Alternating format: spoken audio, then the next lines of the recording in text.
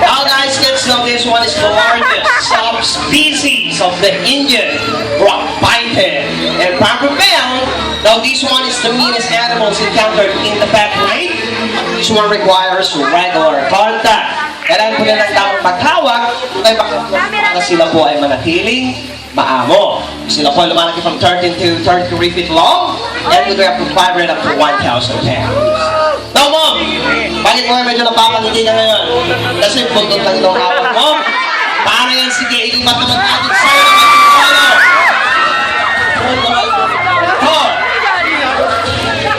Now, one fascinating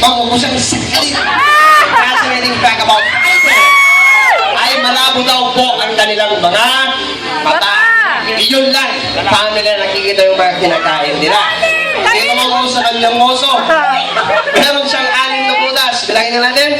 1, 2, 3, 4, 5, 6. Nagsisit ko na parang infrared standards. Pagkasit ko ay may 6 na. At mo, ang kanyang dila, katulad ng ganyan, ay nagsisilbing paningin pagdilikat sa kapanlasa nila. Hawakan niyo muna mga ma'am sir. Hawakan niyo muna.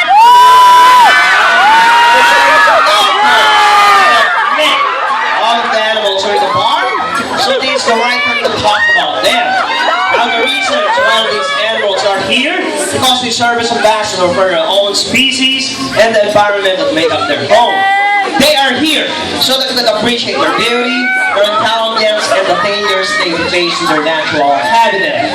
So in your presentation on behalf of myself, the one staff, and of course welcome mention to our wonderful animal friends. Maraming salamat po in your stay. Okay, God bless everyone.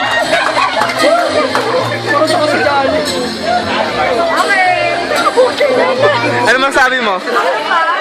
Okay, mga ma'am, sure, hindi pa tayo tapos. Kung sino po gusto magpa-picture sa aming mga animals, katulad po natin yung tiger na nandang na si Tom. Mabait po yan. Daw mga ma'am, sir.